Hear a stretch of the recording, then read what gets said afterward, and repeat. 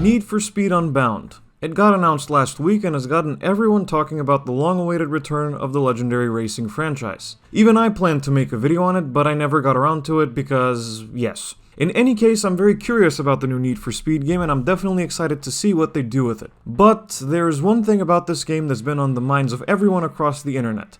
No, not the anime effects, and no, not the Twitter admin going berserk. I am, of course, talking about Toyota. I feel as though, as an automotive channel first and foremost, this is something that I can speak about in more detail. Let me give you a short refresher. Back in 2017, Toyota miraculously disappeared from just about every racing game except for Gran Turismo Sport. People were upset, people were confused, people were asking questions. Obviously, they also disappeared from that year's Need for Speed game, Payback. 2 years later, we found out that they also wouldn't appear in 2019's Heat, and now, once again, in 2022, Toyota is absent from Unbound as well. However, things are now different. Toyota has returned to pretty much every single major racing game franchise, including Forza Horizon and, a couple of years ago, Project Cars. Pretty much the entirety of the Need for Speed community is convinced that the explanation of Toyota's absence from the franchise is entirely contained in one tweet made by the automaker's UK Twitter account a couple of years ago, and of course the subsequent slightly ill-advised reply from the official Need for Speed Twitter account. However, this isn't the reason why Toyota is absent, and in this video, I'll explain what it actually is. To start, illegal street racing is definitely not the actual reason why. Toyota's UK Twitter immediately followed up on that response with an explanation, which didn't actually do all that much explaining, but an explanation nonetheless. In any case, the original tweet from Toyota UK was probably made by an unpaid intern during his lunch break, because, let's be real, the things you do in Forza Horizon aren't exactly legal, are they? You're still going 200 miles per hour on public roads and you're still racing on streets. That's pretty illegal, last time I checked anyway. Forza got Toyota anyway because Forza Horizon is generating so much more money than Need for Speed thanks to the incredibly toxic, I mean loyal player base, but also due to their way of monetization. With that, they had enough space in the budget to pay Toyota's licensing fees and get them in there.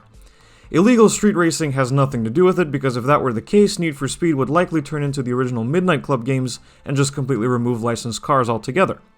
I'm not exactly sure who's responsible for these decisions in Toyota's board of directors, but I'm pretty sure there has to be at least one person in Toyota's board that realizes, and in fact has already realized, the importance of marketing through video games and entertainment franchises. In other words, at least one person who realizes that the reason why so many people love older Toyota models was because of their appearances in entertainment franchises.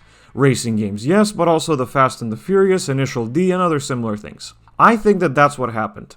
Toyota eventually realized, once again, that it's good marketing, so they caved in, while also setting up a condition. A condition that is the actual reason why Toyota isn't in Need for Speed: extortionate licensing fees. You see, in order for a video game studio to license real-life cars, they have to pay a fee to the manufacturer.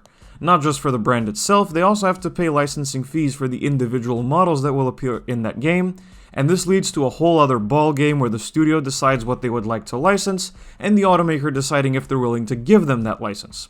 Shout out to Carl at Clubsport on Twitter for explaining to me how racing game licensing works. Big respect. Anyways, my guess as to what happened here is that Criterion went to Toyota, asked to license some of their cars, and Toyota gave them a massive price that they simply couldn't fit into the budget. If you think about it, it's not hard to see why. Need for Speed is juggling so many licenses for cars and parts already, and add to that getting A$AP Rocky on board, along with tons of clothing brands, and A$AP Rocky's own brand, they probably didn't feel as though it was viable to pay Toyota's massive licensing fees. Massive in comparison to the others anyway.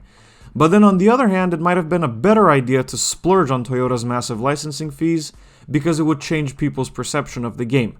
Now, that's not how it should be. I'll be the first to say that. I don't think that the Need for Speed community should make conclusions about Unbound without playing it first, even though some of them have done that already. If the game is successful and monetizable, and depending on how they structure content updates and post-launch support, I think that Toyota will eventually budge and actually come on board for Need for Speed. But to finally set the record straight, no, illegal street racing is not the reason why Toyota won't appear in Need for Speed Unbound at first. I hope that they do afterwards though, and I hope that this clears it up for you. Thank you so much for watching this video. If you liked it, be sure to hit like and subscribe to the channel. Also follow me on social media, there will be links in the description, and I will see you guys in the next video. Goodbye.